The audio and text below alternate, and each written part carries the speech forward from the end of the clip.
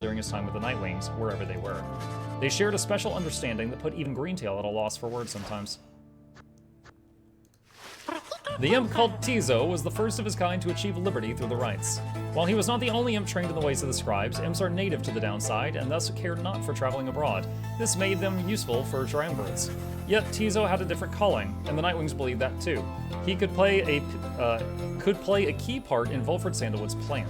During the night of Scribe's return, he stood out to the populace as something of a miracle. They had only heard of Downside's imps before from legends of How the Swallow. Afterwards, he became something of an icon, representing both the fall of the Commonwealth and the beginning of a new era. Sandalwood sometimes called out for his assistance, and Tizo was always happy to oblige. The two would often reminisce about their times with the Lone Minstrel. He often chirped about the Reader of the Nightwings, with whom he built quite a rapport. The Reader understood him, perhaps better than anyone. And Tizo would often express wistful gratitude for all his time conducting the rites alongside the Nightwings, who made such sacrifices for him. Other than that, Tizo was diligent about his role as something of a living artifact and helped interpret for the messenger imps that relayed news to and from the downside. Despite having gained significant celebrity, he never let it go to his head. Although he did take full advantage of his access to the Saurian Union's fishing industry. So we can even see what happened to the people that didn't make it. After the cycle of the rites ceased turning, records of what happened to the Black Wagon and the Nightwings became inconclusive and contradictory. Some accounts suggest that the exiles of the Nightwings who remained in the downside continued to make use of the Black Wagon as their place of shelter and means of travel. However, there is no record of what happened to the wagon's contents, such as the Book of Rites or the Beyonder Crystal, said to be haunted by the apparition Sandra the Unseen. One possibility is that when the Lone Minstrel took his leave, he took the Beyonder Crystal with him, for thus he was obliged. By this line of reasoning, however, the Black Wagon itself should have been taken also. Others remain skeptical that the Beyonder Crystal ever existed, or rather that the visions that it granted were anything other than the result of an active imagination or fever dream. The bog dwellers of the southern bogs offer still another explanation, for they are familiar with binding enchantments. If there existed such an object, in which the Sisters of the Arch have been expelled for more than 800 years, then the enchantment could have expired along with the light of the stars. Would this have meant for Sandra and the Beyonders is difficult to say for certain, other than it may have meant that they were finally released. Nevertheless, the fates of Sandra and the Beyonder Crystal remain unknown. Yet those exiles of the Nightwings who claimed to have seen this apparition all spoke of her with degrees of reverence, or perhaps a little fear. The Worm Knight Sir Gilman has elected to go into exile as penance for his failure to uphold his military obligations to the Commonwealth. To him, earning back his freedom was tantamount to erasing his shame of his past. His honor was at stake more so than anything. Yet, when it became clear to him he would not go free again through the rites, he readily accepted the outcome. For he knew, by then, that much more was on the line. He regretted not having a chance to contribute directly to the events that transpired in the Commonwealth, though he was pleased to hear the outcome. The conclusion of the rites and the fall of the Commonwealth made clear to him that his days as a knight had ended. He declared to all those in earshot that he would never fight again. Unless, of course, there arose some other extraordinary set of circumstance again requiring him to fight, but he certainly hoped not. He still trained regularly, though never found as skilled and motivating of a partner as his fleet-footed friend Rookie Greentail, whom he remembered fondly. From time to time, he would seek guidance from one of his former comrades, Big Bertrude, much his elder, and a wellspring of perspective on his life and decisions. He wasted no time dwelling on his days under the leadership of Sir Deluge, his former commander. The other Worm Knights stayed well clear of him. Gilman never did return to his homestead of the Sea Dominion, and was content to lead a monastic life on a small residence in the hills. It was just up high enough to make him keep striving to conquer his fear of heights. Other than that, an intense daily training regimen and the occasional visit from an old companion was more than enough to keep him optimistic and engaged. He knew by then that honor was not something to be won, but a contract with oneself to be renewed each day. Well, since we just talked about him. All his life, Sir Deluge had fled from one danger only to find himself facing another. He had escaped the war-torn waters of the Sea Dominion, he had escaped the blood border of the Commonwealth, and now he had escaped the rites. After the rites had ended, many exiles wrapped up in the ancient test were crestfallen as their last chances to return to their homes vanished, along with the stars above. But Deluge did not mind, for this outcome meant that at last there was no burden of responsibility weighing down on him. Having heard that Sir Gilman also remained behind, Deluge made a point of avoiding him at all costs. Nevertheless, they ran into each other once, riding a cold current in the Sea of Solace. Their meeting was terse and cordial. Deluge ended up apologizing profusely for mistreating his fellow Worm Knight, and that was the end of it. While most of the fellow exiles of the Pyre Hearts yet longed for the waters of the Sea Dominion, driven as ever by their impulses toward conflict, Deluge settled down. With him remained one of his companions, one Lady Seagrass, who had taken a liking to him for some reason. Reportedly, they disappeared into the waters of Worm Gulf, which may begin to explain the significant increase in worm population observed in the vicinity. Yo! This guy got the happy ending and repopulated an area. What? Wow. Long after the rites had ended, Faye admitted she knew well before the fact that she would not be going home again. At least, she had a very strong feeling. She ended up not minding very much because she had very little to return to in the Commonwealth. Her sense of home had changed. She took to wandering from one celestial landmark to the next, ever paying homage to the 8 scribes, who she believed had influenced all that transpired. She was no stranger to traveling alone, but was always happy to have company. Though through it all, she would wonder how her little friend Tizo had fared. While they were divided now by great distance, he always remained in her heart. Though they could not see each other any longer, Faye often thought about Jodariel and spoke to her as though she were there. Faye never tried to make a decision without first consulting her idea of what Miss Jody would say. She has a license plate that says, "What would Jody do?" One day she encountered one of her former adversaries, one called Almer Oldheart, who had served the Fate. She remembered him much more than he did her, though only just at first. Their shared experience in the rites and their different points of view about the scribes could form the basis of what grew to be a long-lasting relationship. Faye always was devoted to her faith, but more so to her friends. Her gentle manner and unwavering conviction often helped them brave life and the downside, both with courage and with grace. Huh, I thought, because this is Oldheart, I thought that it would say something about his son, because I thought Faye liked him. As the cycle of the rites grew to a close, it grew evident that a chance at freedom from the downside had forever slipped from Dalbert and Almer Oldheart's grasp. Thus they and the exiles of the Fate returned to Jomware Valley, though they struggled to get by, as exiles of the downside tend to do. Sometime after the rites had ended, the Oldhearts at last heard the news that the Commonwealth had fallen. This was well after the fact, of course, but it brought old Dalbert great joy. Despite his forthright manner, he had no love for the nation that cast him down along with his son. Dalbert Oldheart passed peacefully in his sleep before the next new moon. In his final days, he implored his son to undertake a pilgrimage to the scribes. Almer never shared his father's view of the scribes, but respected Dalbert's wishes, and so after a period of mourning, Almer began a new journey. One day during his travels, he ran almost headlong into another exile after paying homage at the Spring of Jomware. He was stunned to find this was none other than the one he knew as Faye from their day as adversaries in the rites. Faye was overjoyed to see him, though Almer was unable to bring himself to understand why. Eventually, of course, he did, and they remained together, growing ever more accustomed to their new lives in the downside. Not a day went by that Almer did not think about his father, and give thanks to him, and speak to him at morning and night. Would that the stars yet shone, for surely Dalbert's would be there among them, smiling down at his son and watching over him and his kin. Oh man, I did not expect that the most reading in the... Oh my god, it pans upward too, Jesus Christ. Okay, there's so much reading. Several exiles of the Nightwings cared more for the plan of Sandalwood than to return home from the downside. The crone called Big Bertrude was a prime example. She had found a suitable environment to live within the dismal region known as the Flagging Hands. There, she had built up a thriving place of business known to many exiles in the land. With the rites having ended, she returned to her preoccupations, working away almost as though nothing had happened. When one gets to be more than 400 years of age, perhaps then even monumental events such as the culmination of the rites or the collapse of the Commonwealth are seen as trifling matters. I had no idea she was that old.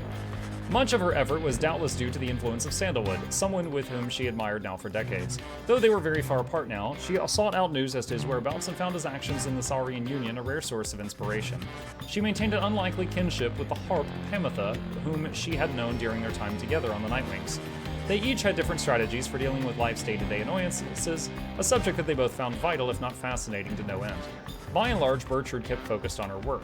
Whether casting small enchantments or imbuing talismans, the work brought her sense of purpose, as one would say.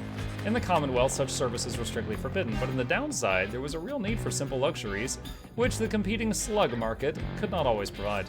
Thus did Big Bertrude continue to live up to her name, and the tales of her days with the Nightwings made her that much more of a living legend.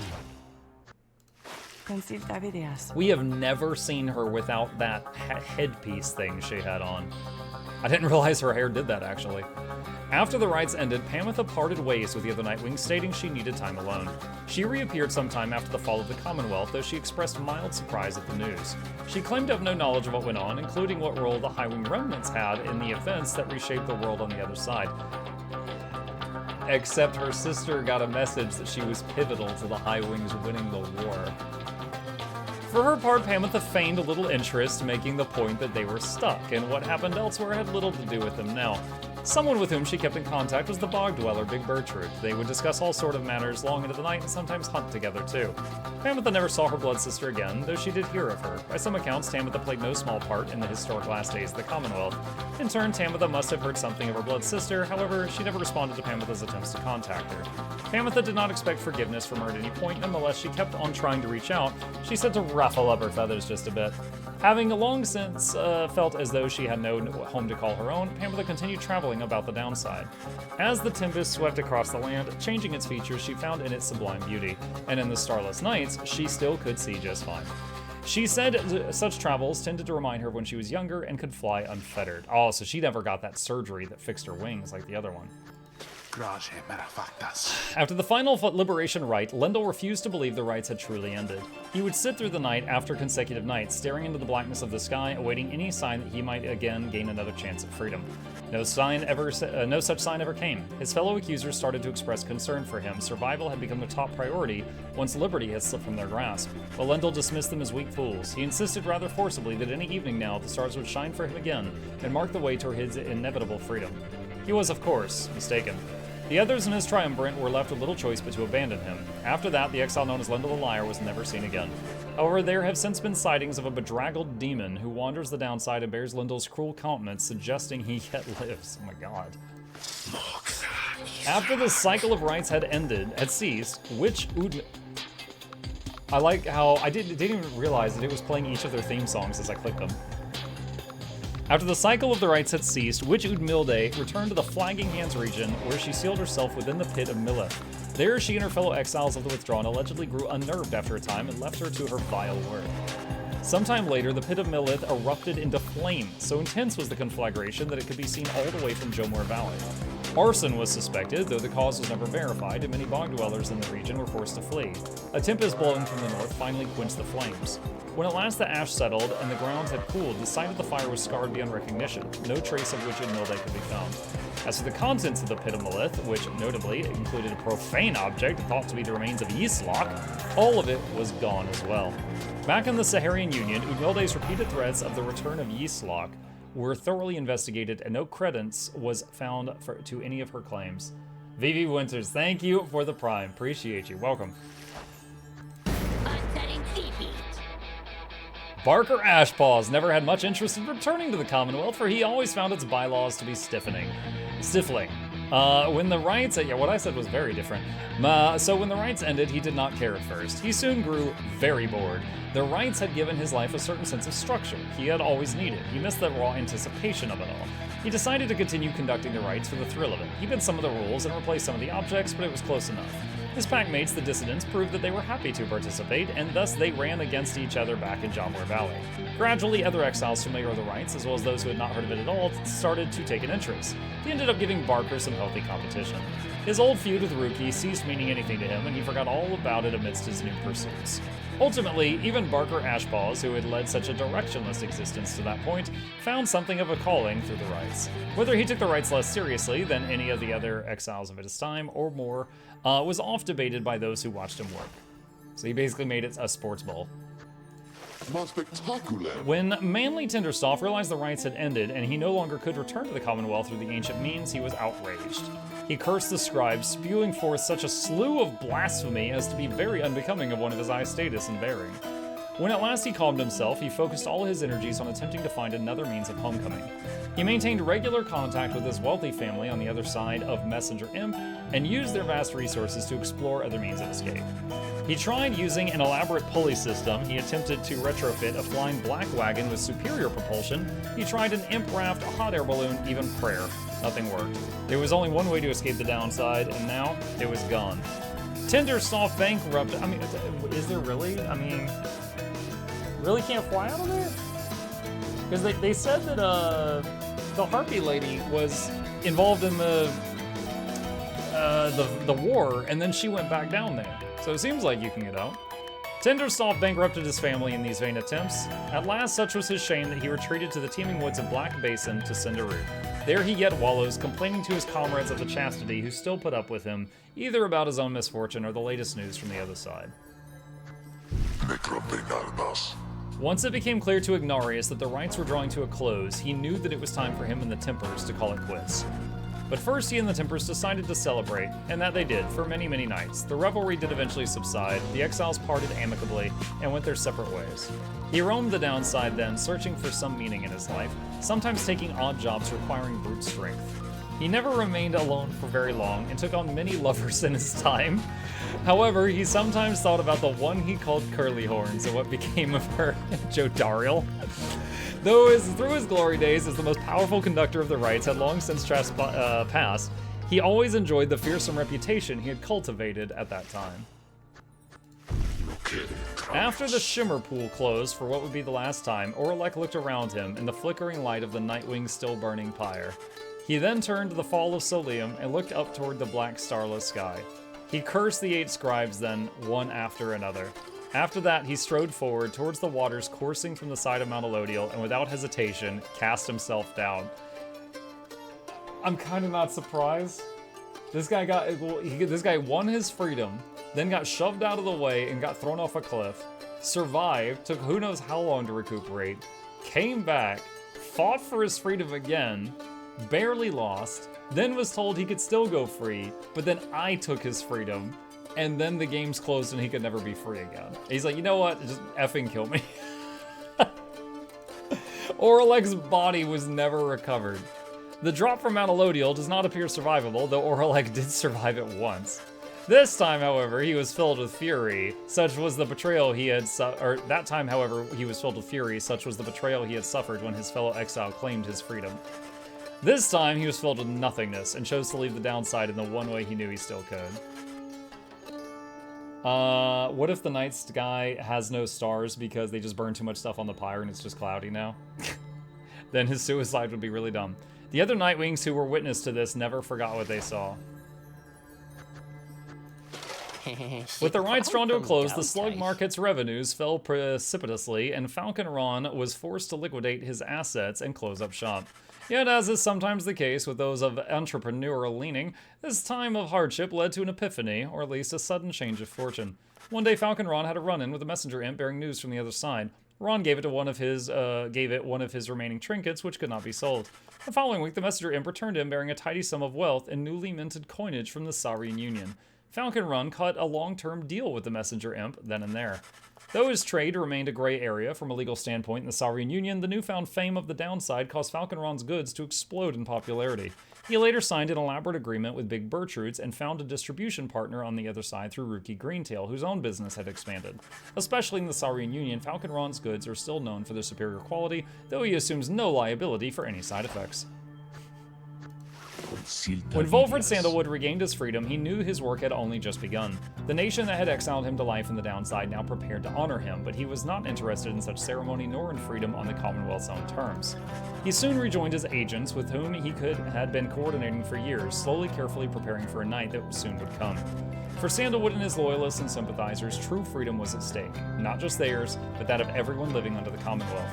He hoped to gather liberated exiles representing each of the 8 largest ethnic groups composing the population of the Commonwealth. They would stand together as a vision of the 8 scribes returned, inspiring the masses to embrace the older set of values from before the Commonwealth has tightened its grip.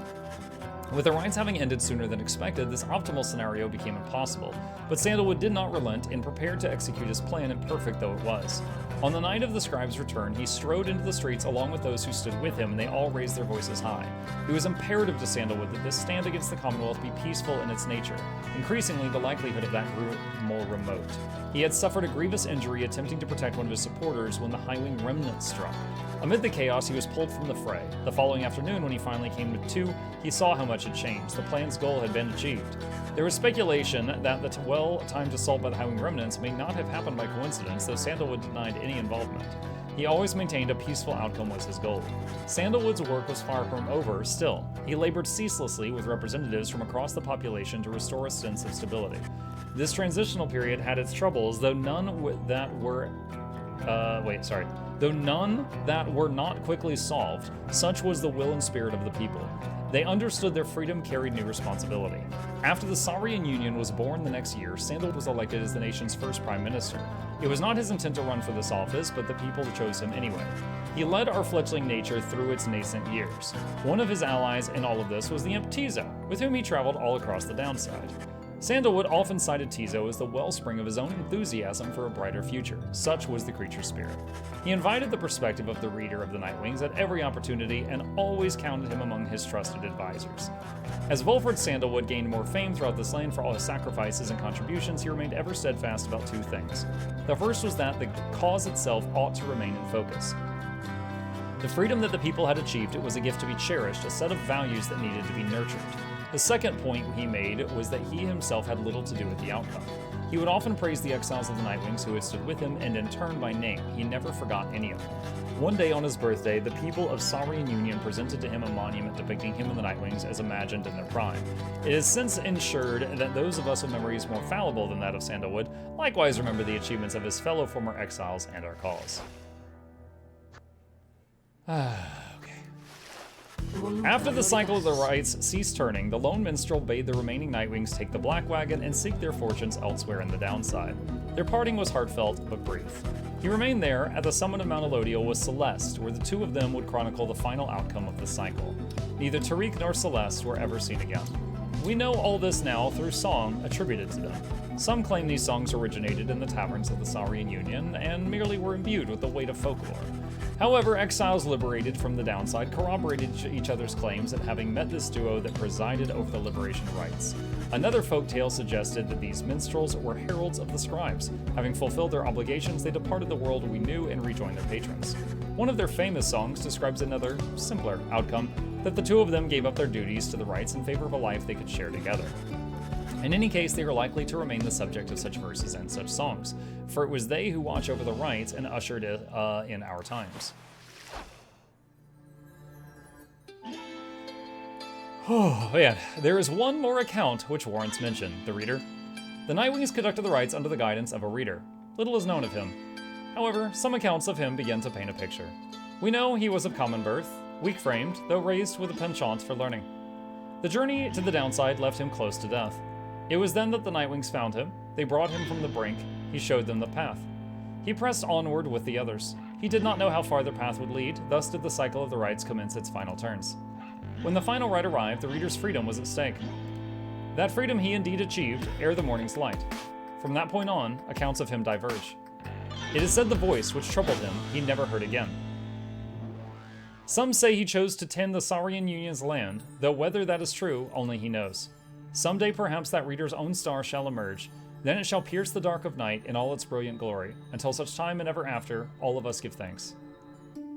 Their journey began on a barren waste where the reader arrived, afraid and alone. Now read the credits, muck you. When he arrived, the book of rites awakened the Nightwings and ignited the flame. They follow the stars.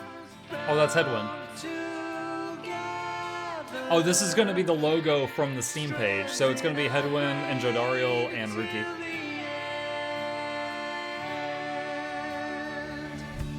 We sing of the last of the Nightwings who, having broken the cycle, shall live on in song. This song changes based on who you liberated? Really? Headwind prevailed and strode the path that his heart laid before him. He has found his way home. Captain Joe Dariel, mother to many a foundling, she has found her way home. Rookie Greentail has proved his worth and returned to his family by the grace of the scribe.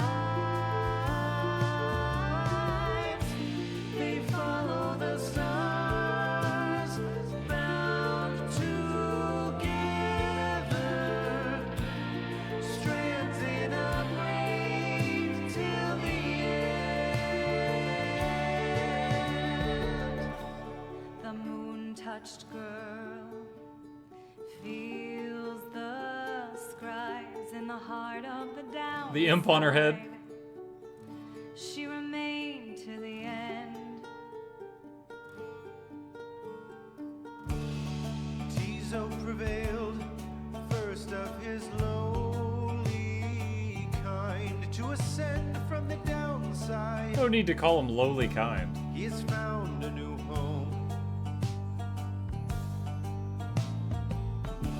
Sir Gilman the bold, duty bound to honor the Nightwings.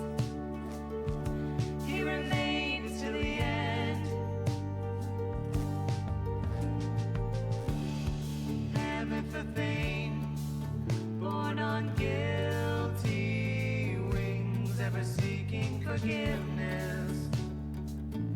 She remains to the end. Oh, he's like throwing up from air sickness in the back, and she's like... Took me a second. Follow the stars bound together,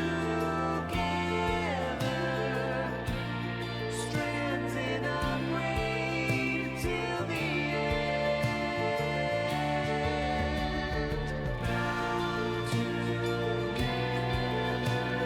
spirits tether, strands unbroken, spines unbroken.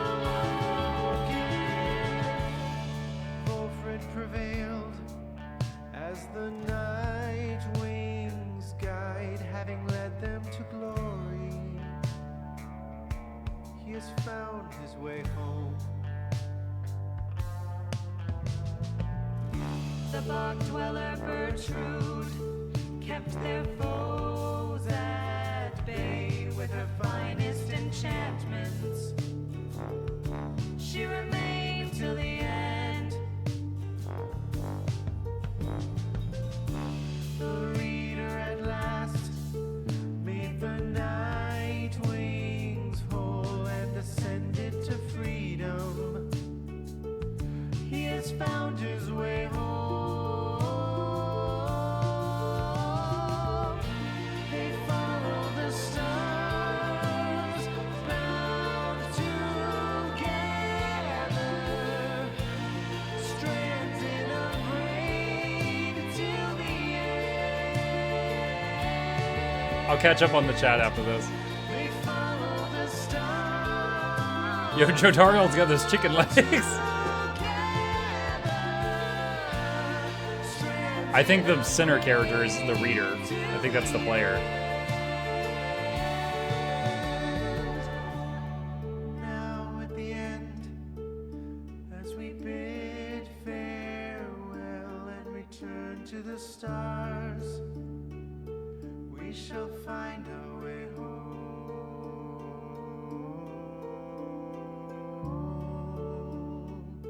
We shall find our way home.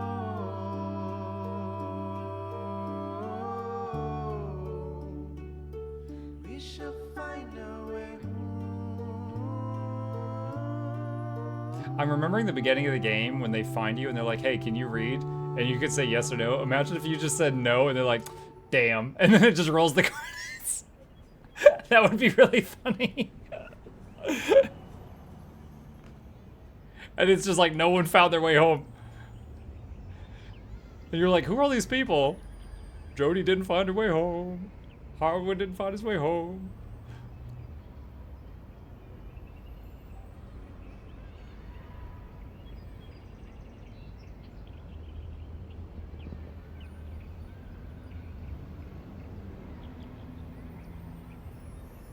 The end.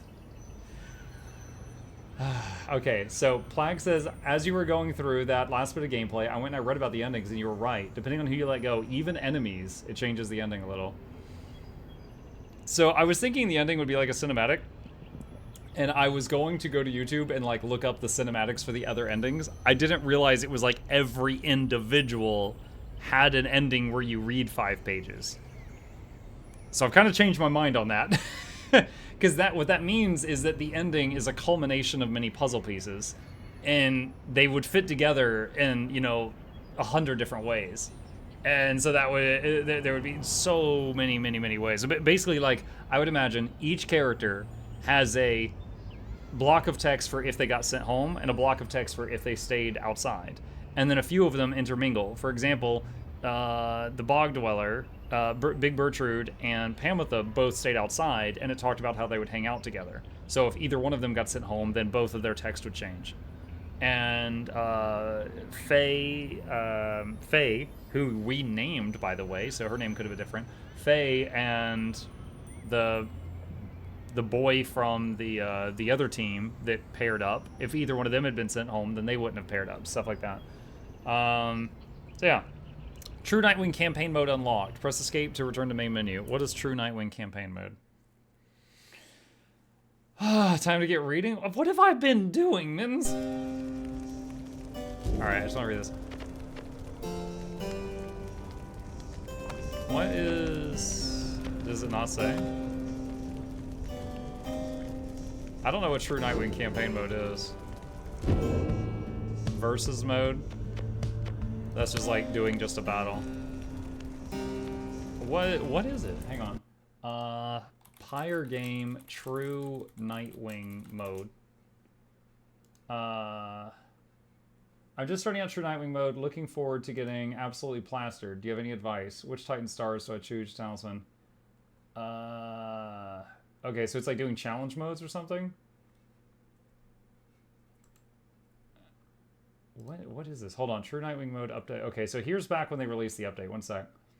The centerpiece of our newest update is called a campaign mode unlocked after you beat the campaign. Reminiscent of Iron Man mode in other games, the new way to play really amps up the challenge and emphasizes many unique aspects of Pyre's campaign, notably how the story has no game over state and keeps moving forward, taking your choices and outcomes into account. It's designed to enhance playing through the campaign's successive times, whether you want to visit your favorite characters again or experience all the many millions of event combinations in a whole new way. Millions of combinations. Some of the specific changes in this mode. Base difficulty is heightened. All Titan stars are unlocked and some must be used. So you have to have a challenge mode active. Enlightenment required to rank up rescaled. Cannot load checkpoints or restart rights. Book of Rights and White Loot fully unlocked. Slug Market inventory fully unlocked. Feats of Glory introduced sooner. Once chosen, this setting cannot be changed. Okay, so it's like a challenge mode run, basically. Okay, interesting. Oh my god. Okay. Alright. So, we beat it. Chat, for those of you who have not been here in the past, we have a tradition on this channel. We do a little bit of a review anytime we finish a game. So let's talk about Pyre. Pyre was a game that I played simply because I saw it was a Supergiant game. And I was like, oh, I've enjoyed Bastion and I've enjoyed Hades. I will try Pyre. I also recently played Transistor. I was playing Pyre Transistor at the same time, but Transistor was a very short game, so we finished that really quickly. Like all the other Supergiant games I've played so far, the story was good, and the music was amazing. Those are a constant. The gameplay of Pyre was kind of weird. I was okay with it. I didn't love it. I didn't hate it either.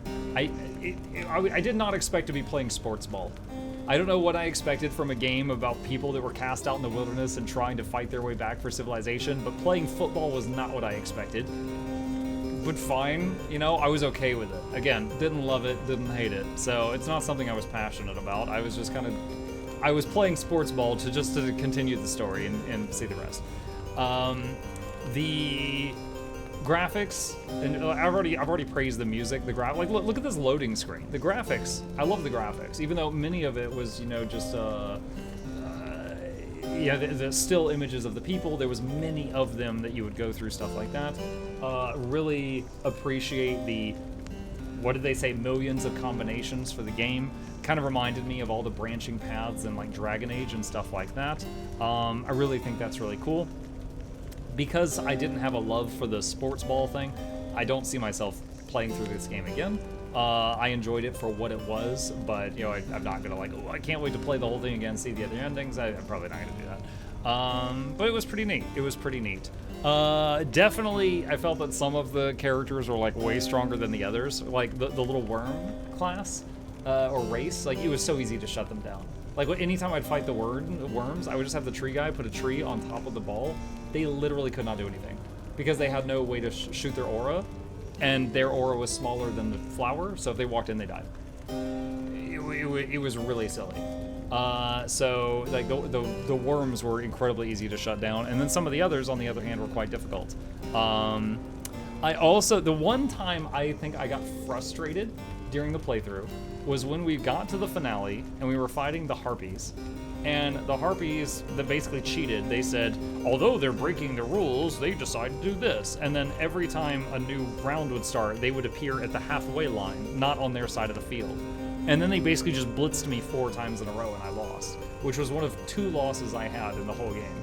And I was really bitter about that, because it was just like, well, they're breaking the rules, and the ref was the music lady, and she's standing right over there, but she didn't say a word. And it worked, and I was just like, well, okay, then I want to start breaking rules. If the rules are just like, if it's not a Geneva Convention and just a Geneva recommendation, I want to bring a flamethrower next time. So that was a thought that entered my head. Also, right here at the bottom of the thing, I just noticed, this looks like it might be the reader, kind of crouched down with his back turned to you, because that symbol was on him in the final credits. Also, I'm noticing right now the stained glass windows. These are the symbols of the different tribes that we fought. I remember the eyes specifically, because it's very similar to the Kronos symbol from, or not Kronos, sorry, the Chaos symbol from Hades. They used it in Hades. I think part of the reason Supergiant Games have never done a sequel for any of their games is because they built it on the premise it's a bite-sized, complete game. Hades is an exception, where I was about to say Hades has a sequel, where there's an insane amount of variations of playability with a roguelike element, which I'm super excited for Hades 2. Yeah, we played Hades 2 early access until I beat Kronos. There was a little bit more, but I stopped there because I wanted to save some for when it was complete. But it's good. It's good. But yeah, overall, I enjoyed Pyre. I would say if anyone's thinking about playing it, make sure that you're okay with a little sports ball game. But if you're okay with that, it was an enjoyable experience. Total running time, what did we get out of this? Let me look at Steam. We got about 13 hours out of this. Yeah, good visuals, better music, good story, okay gameplay in between all that. But I had fun, and that's what's important. And hope you guys enjoyed it too.